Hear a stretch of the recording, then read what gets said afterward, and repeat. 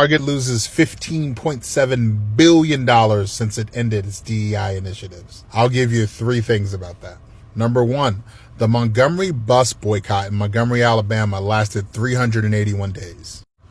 Target announced it was ending its DEI initiatives on January 24th. People being deliberate and choosy with how they spend their dollars. With the access to information we have and the reach we all have collectively on social media, imagine what we can accomplish in 381 days. Thing number two, this money is going somewhere else. I've seen lists by the NAACP and other organizations that highlight companies that have doubled down on their DEI initiatives. These are companies like Costco, Ben & Jerry's, JP Morgan Chase that have rebuffed pressure from conservatives to scrap their DEI initiatives. Thing number three, this shit works. There is nothing organizations born out of capitalism understand more than market trends. And nothing lights a fire under a CEO's ass more than loss of market share and revenue. These companies only care when it affects their wallet. If you're looking to be heard, that's how you make them hear us. Retail giant Target has reportedly begun closing or limiting access to self-checkout lanes across many of its stores,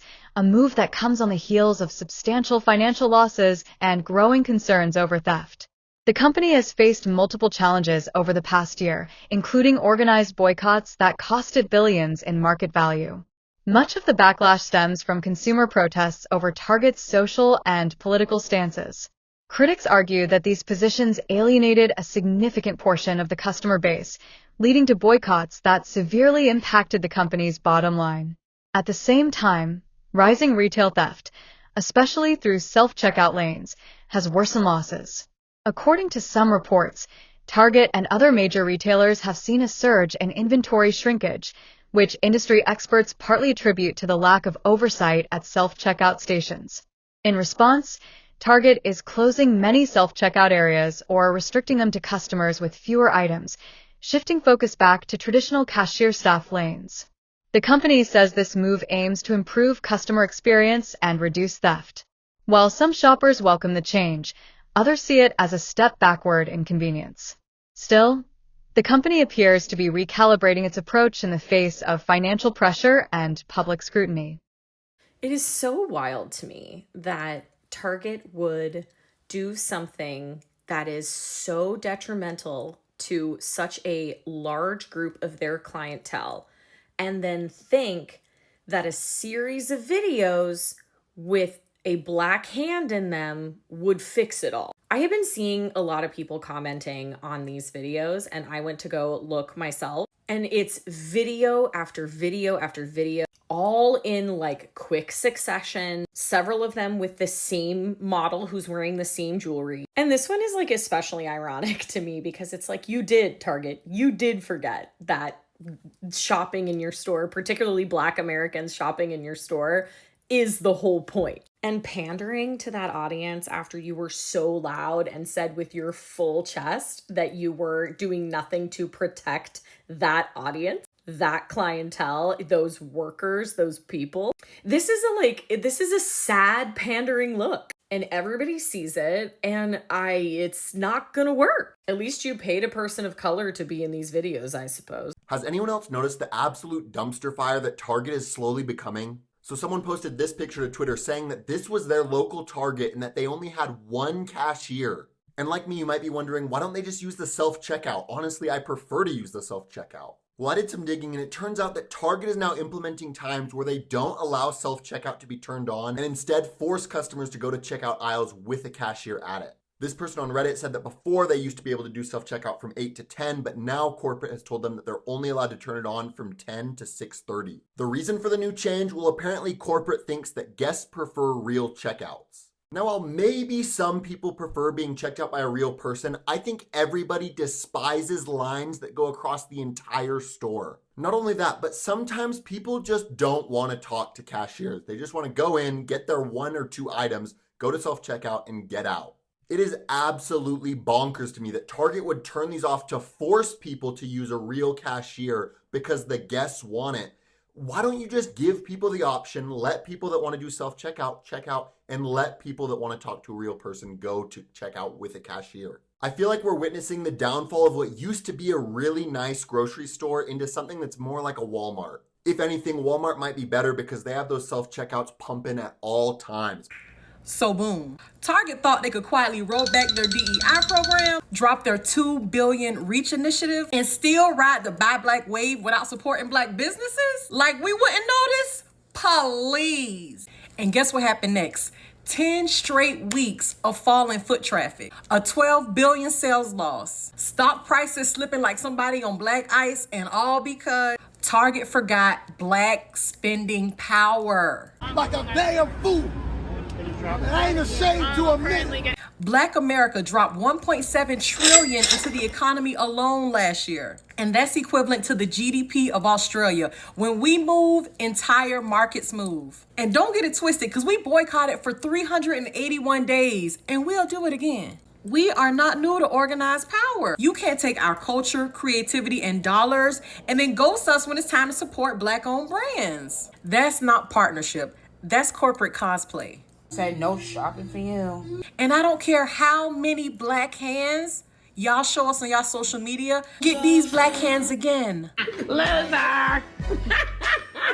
And let's rewind the tapes, because back in the day, Cadillac was this close to going out of business. And guess who brought them back? Black buyers. And Cadillac didn't just tolerate Black consumers, they leaned in. They hired Black salesmen. They marketed directly to us, and boom, they went from bankrupt to bougie overnight. The power of authentic inclusion. That's the power of us. Meanwhile, Target fumbled, Walmart fumbled, Meta got rid of DEI programs, Amazon fumbled, and PepsiCo fumbled. But guess who got it right?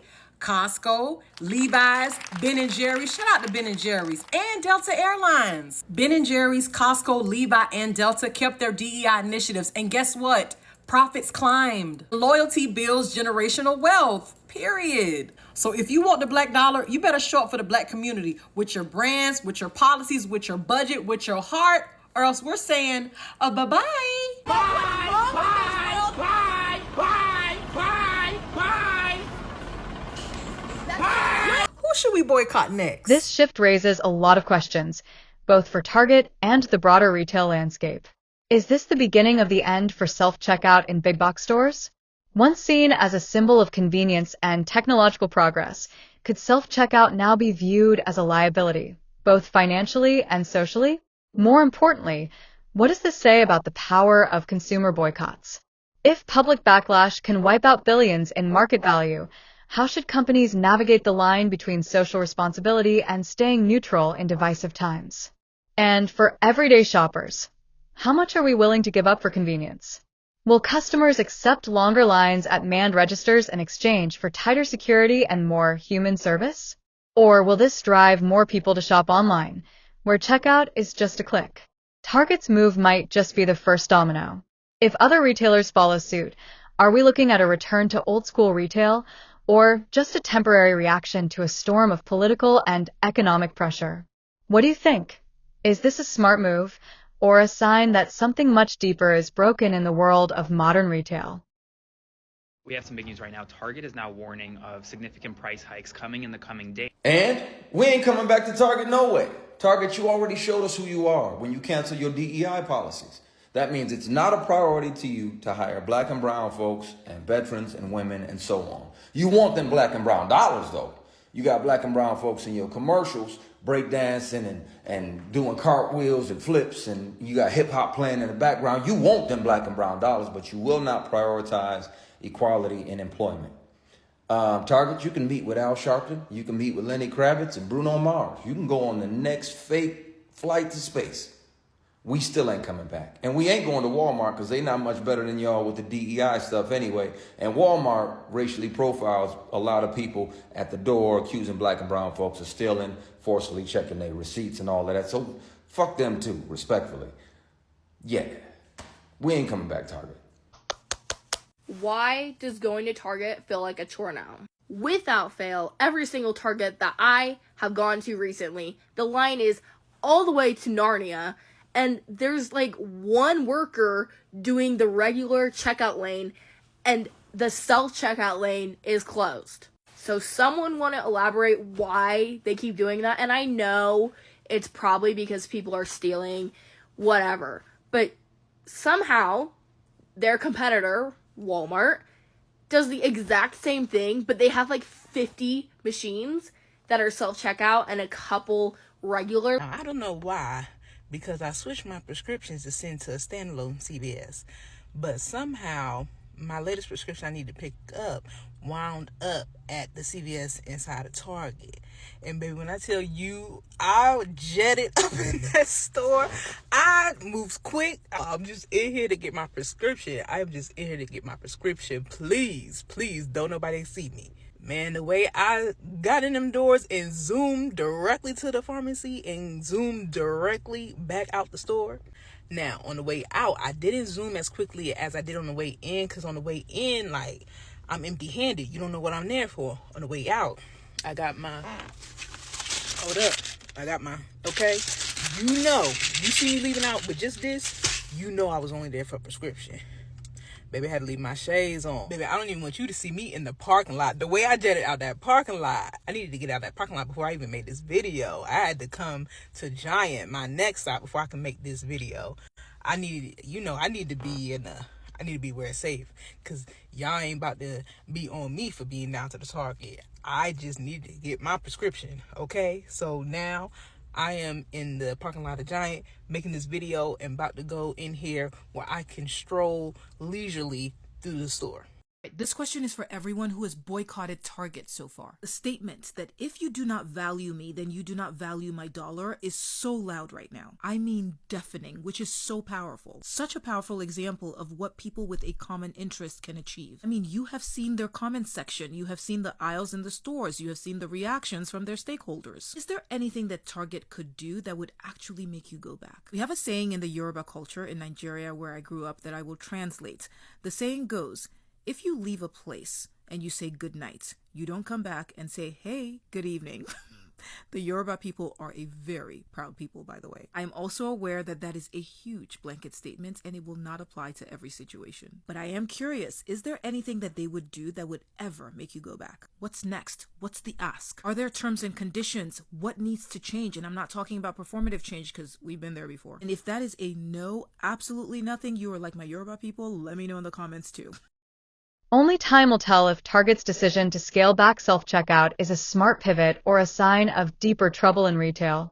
But one thing's for sure, the way we shop is changing, and it's being shaped not just by technology, but by public opinion and corporate accountability. What do you think? Is this a wake-up call for other companies, or just the tip of the iceberg?